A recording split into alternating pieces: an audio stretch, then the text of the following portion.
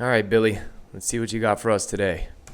Some people tend to think that the law of attraction works only for great things and good things and fun things. Actually, that's incorrect. I would agree. That is incorrect.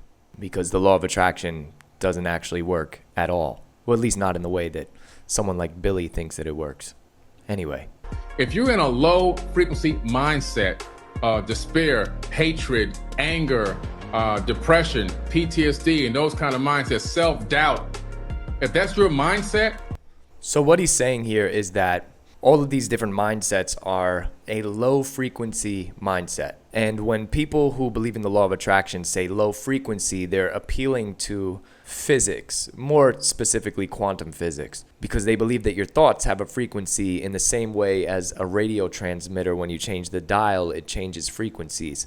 Now, there's a few issues with this, but the number one thing being that our thoughts are immaterial and cannot be measured. And quantum physics is the study of the material world. So anybody who says that your thoughts have a frequency, the only measuring of thoughts we can do is the neurons that are firing in your brain. And you can be hooked up to like an MRI or an EEG machine, and we can measure those neurons firing, but that's just measuring what physically happens in your brain. It's not measuring the thought itself leaving your brain and going out to the universe. No wonder why every time you turn around, there's something else negative happening to you over and over and over. You know those people.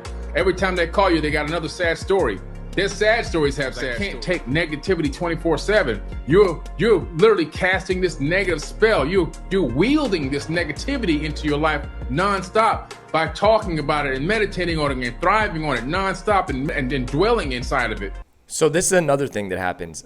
They equate low frequency with negative frequency, or high frequency with a positive frequency. You've definitely heard the term positive vibes or negative vibes, and that correlates with positive and negative vibrations, which they then correlate with high or low frequencies. What we have to understand is that positive and negative, when we're talking physics, those words have a neutral meaning.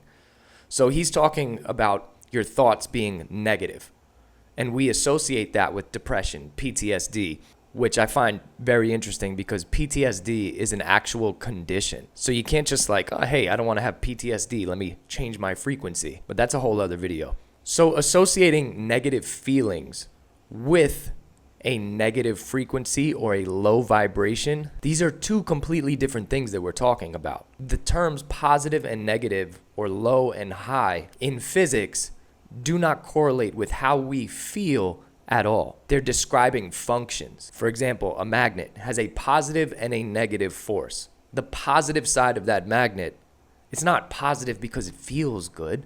And the negative side isn't a negative because it's emitting low vibrations and it's causing people to be depressed. That negative side of a magnet isn't a feeling. You could just as easily call it the one side of the magnet and the two side of the magnet, or the A side of the magnet and the B side of the magnet. It has nothing to do with feelings. It's just describing what it is.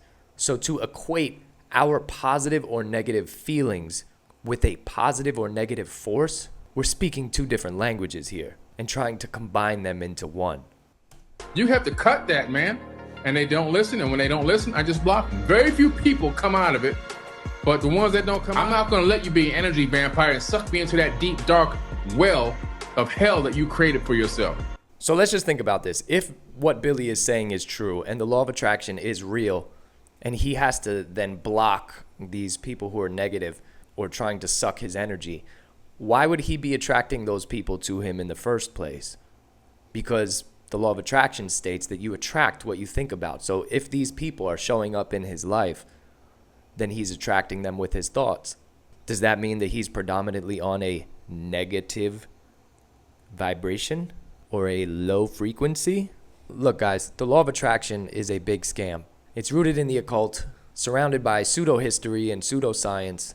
Quantum physics does not prove the law of attraction. And the only reason that people like Billy are promoting it is because either A, they truly believe this nonsense, like I used to, and have cognitive dissonance, and don't want to hear anything negative about the law of attraction, so they don't allow themselves to dig into any critical thinking on the topic. Or B, because it's a money machine.